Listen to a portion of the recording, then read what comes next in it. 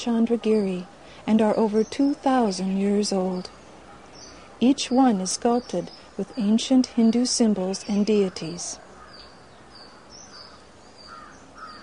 The trilithon nearest the main gate was presented to the campus by Colonel Olcott himself and bears the initials of the founders at its base.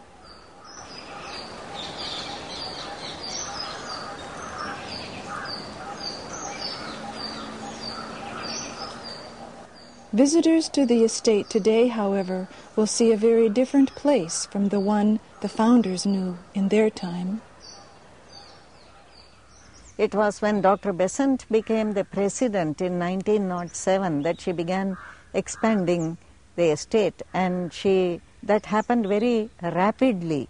She said it was necessary to buy more land in order to protect the society, and we see how good that was, because now we are encircled completely by the city, which means there is noise, there is crowding everywhere, and we are well protected, which wouldn't have happened without that expansion.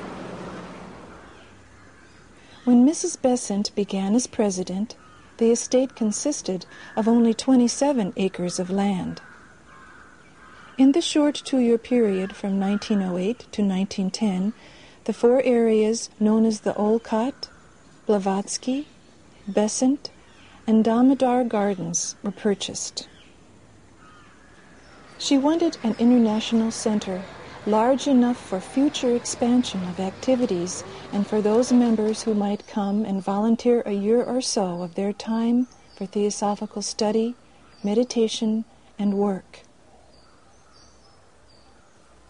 With this in mind, the very large multi-unit complex called Leadbeater Chambers was built in 1910.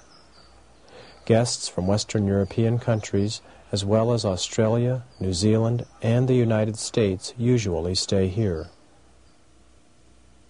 Each apartment is large enough to accommodate several people during busy periods of the year, for example when the School of the Wisdom is in session and during the annual convention held in December. With southern India's year-round heat, the high ceilings along with the ventilation ports and overhead fans are much appreciated.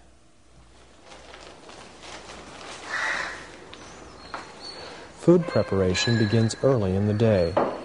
Breakfast, lunch, and dinner are provided 7 days a week for all guests and workers. Meals at Leadbeater Chambers are served buffet style, offering foods more suited to Western tastes.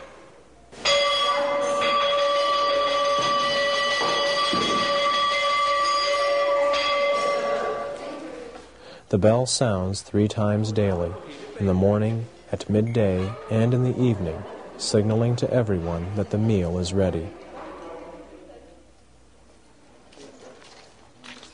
The Bhojanasala, or eating house, located west of Leadbeater Chambers, prepares and serves food in southern India's traditional thali style, consisting of rasam, a kind of pepper soup, chapati, samba, rice, and curd.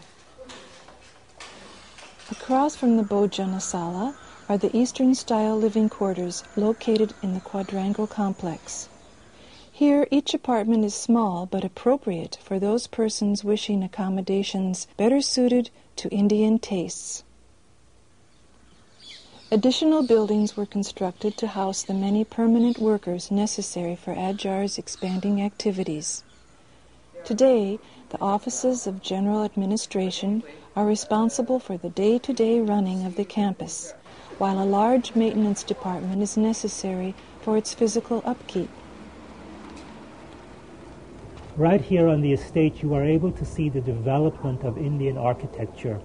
The main headquarters building that goes from the beginning of the 18th century to modern structures like the Theosophical Publishing House building that was created in the 80s. You are able to see a development of the old Anglo-Indian style into the more British bungalow, and then you are able to see the development of purely Indian styles in the smaller buildings, like the Bhojanasala the Leadbeater Chambers was the first poured concrete structure in India. Some of the building sites on the campus also have interesting histories. Upstairs from the main hall of the headquarters building are the offices of the president. While at Adyar, Madame Blavatsky both lived and worked out of this room. Later, it was turned into the main office of the president, where the many difficult tasks associated with both the campus and section affairs worldwide are handled. This is the roof of the headquarters building just outside the president's office, where the Mahatmas Maurya and Kutumi are supposed to have appeared. From here, one enters the apartment where both Colonel Alcott and Annie Besant lived. The furnishings, such as this daybed, are those used by Mrs. Besant.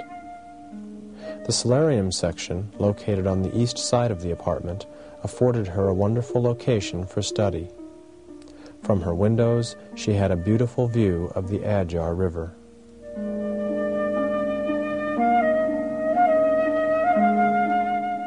There are also pictures of people important to her hanging on the walls. Madame Blavatsky, her theosophical colleague C.W. Leadbeater, and of course, Jiddu Krishnamurti. In his earlier years as a theosophist, Krishnamurti had a third-floor apartment not far from Mrs. Besant's, in a section of the headquarters building known as Raja House. Continuing east from the headquarters along the main path, one eventually comes through a beautiful coconut grove and to a building called Vani Vihar. This building was erected by the Order of the Star in the East, the group dedicated in the early part of this century to Krishnamurti's role as the coming world teacher. Vani Vihar was renovated in 1992 and is currently used to house the many visitors who come to Adyar during its busier periods. Eventually, Krishnamurti would end all attempts by followers to turn him into a kind of avatar and disbanded the Order of the Star in the East. Prior to and during this controversial period, C.W. Leadbeater also resided at Adyar, staying in various locations, including the octagonal bungalow just east of the headquarters building. Today, due primarily to Annie Besant's early efforts, the campus is over 250 acres in size and still thriving. It is also a tropical oasis, offering to its visitors a wide variety of natural beauty. One part of the campus is kept very natural. Very few people really know these areas, fortunately, because the animals don't get disturbed. Some of my favorite spots are these untouched areas. I don't even like to show those places to other people because if too many people go there, then they will get spoiled.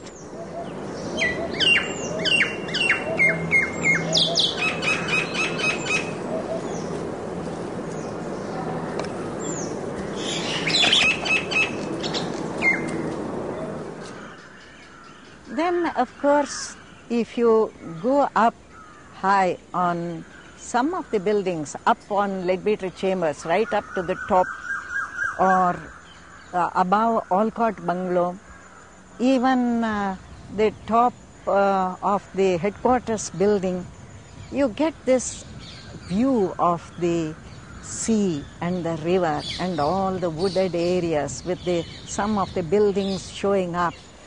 And you can be there with the sky and the earth and the trees all around you. I love that. I think there are also certain special places where you feel the atmosphere of Adyar more strongly. The Garden of Remembrance is one of them. I don't know why. Perhaps because in 1925 there was a great ceremony when the place was dedicated to the world teacher. Some special amulets were put there. I think ever since it has had a certain special feeling about it. This is also the location dedicated to the memory of past TS leaders. Here the ashes of previous international presidents, as well as those of C.W. Leadbeater, are enshrined beneath the markers that make up this six-pointed star. In the center of the compound, at a point along the main drive, there is a trilithon marking the beginning of Founders Avenue. Here, a group of mahogany trees line both sides of the street and were planted in honor of the Society.